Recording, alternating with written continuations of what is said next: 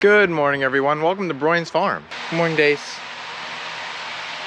Morning, Lil.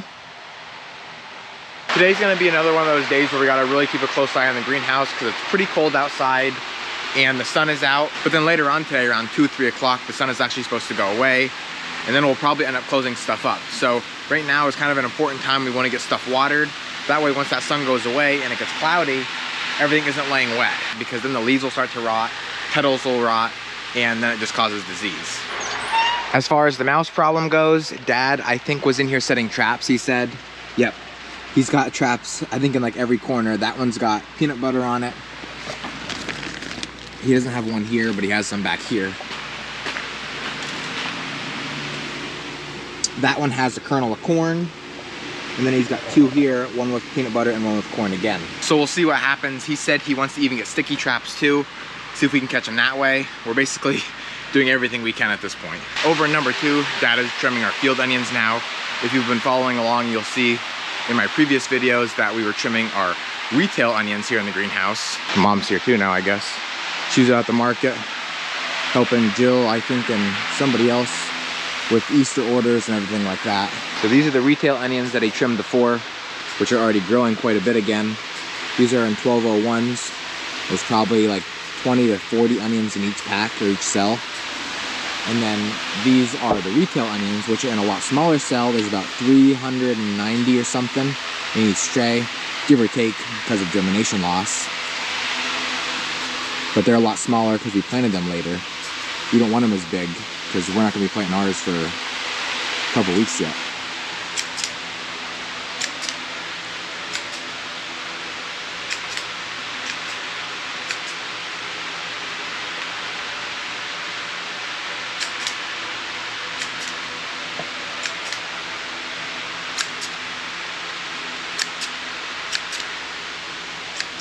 And you said, what, you don't want to take off more than 20%? Yeah, you don't want to.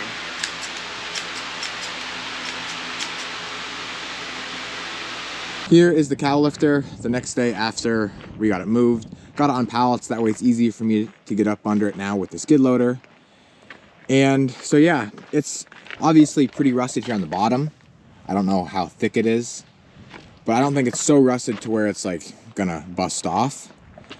And so I don't know what somebody's gonna want to do with this. If somebody wants it, maybe they want it for decoration in their yard, but it's not for me. I don't want it here no more. And so we'll see what happens.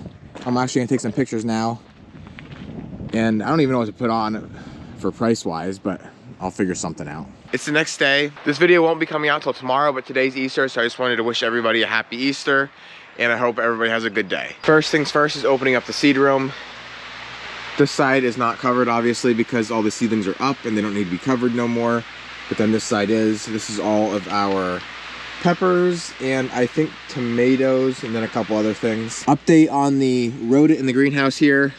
We have not caught anything last night. I don't think that's fresh. I think that was from yesterday. But this looks fresh. This is definitely fresh. Yeah, that's really stirred up. Son of a gun. We're gonna have to get these out of here today just because he's wreaking havoc on these. This was not like that yesterday either. What he'll do is he just goes in and digs out that little seed, and then I guess he's happy. For some reason, he doesn't really want the green. And in our traps down below, we have corn. He just doesn't want it for some reason.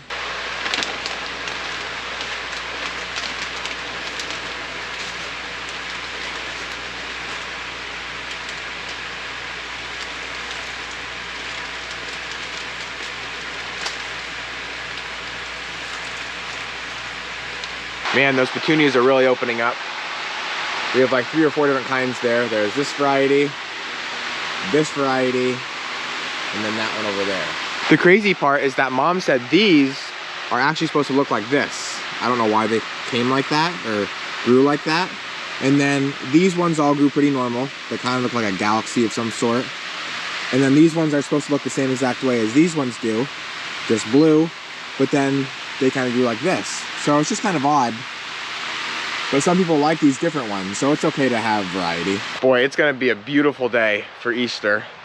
The only thing that stinks is that we can't really enjoy a lot of it, you know, at home or with our family. You know, we will have an Easter dinner, but a lot of our day is gonna be spent in the greenhouse here because it doesn't matter what the holiday is or what's going on. If we're not in here to water and keep an eye on everything, it's gonna die. Dad got finished trimming all of our field onions yesterday. They look awesome.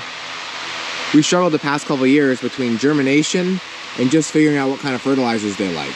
But again, with trying different things, we finally realized that 17-4 does work good for us in our greenhouse, but 20-10-20 seems to make them do a little bit better, turns them a little bit greener. So that's one thing now we know they really like, and we'll probably do that more often than we did the 17-4. And because the retail onions are in a bigger cell and they have more room to grow, they just do better in general because they can hold those nutrients a lot better. Those are only in a tiny cell, so every 2 waterings, you're probably flushing every nutrient out of the soil. So that's why we have to keep replenishing them more than what we do these. And you can also see how much bigger and thicker these are. Everything's growing like crazy. These are all of our peppers. Most of this is celery, parsley, and thyme.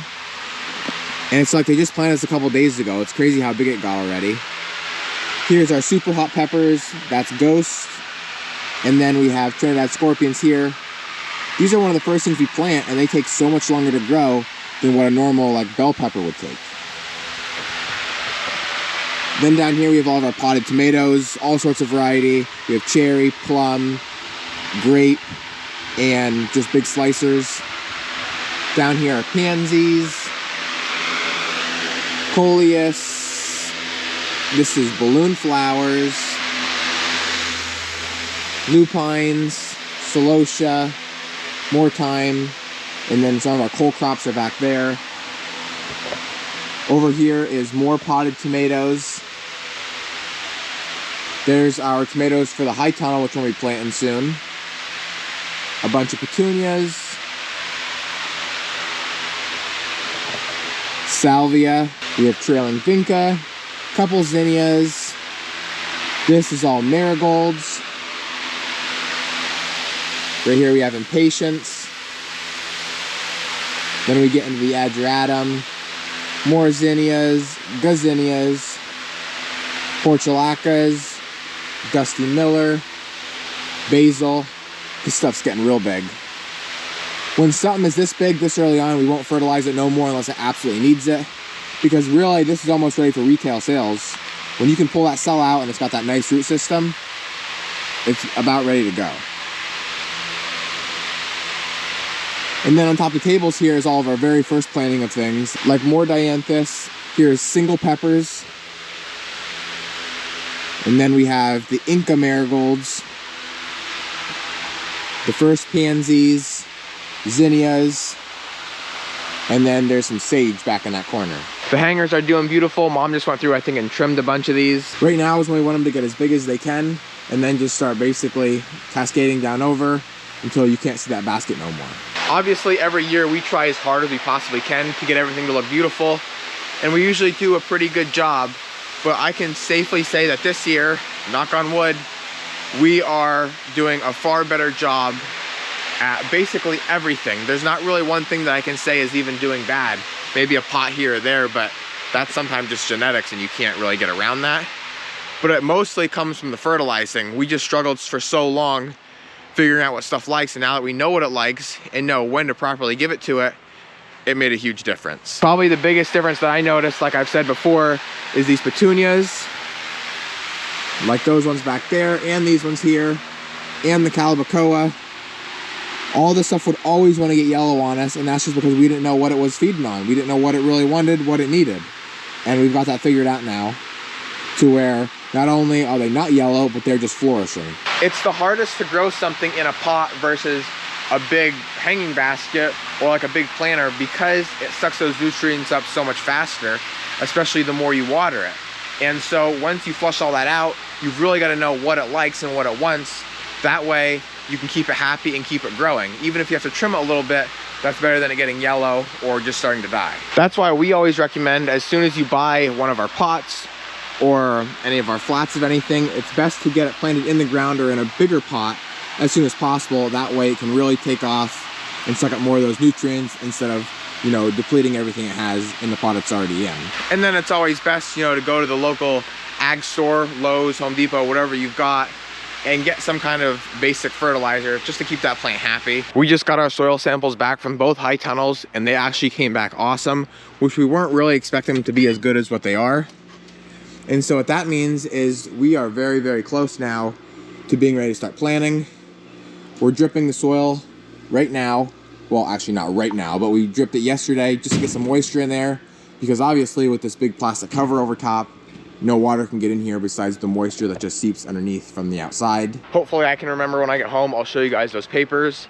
It tells us what's in the soil, what it needs, what it doesn't need.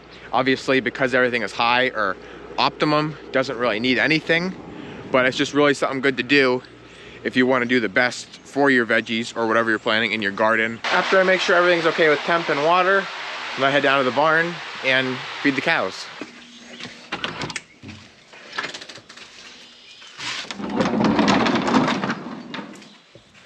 The cats never come out at first because they don't know if the dogs are here.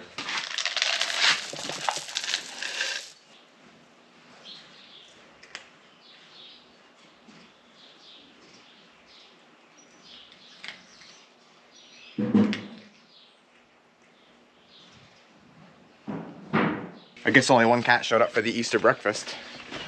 I know the cows will all show up though. Are you hungry?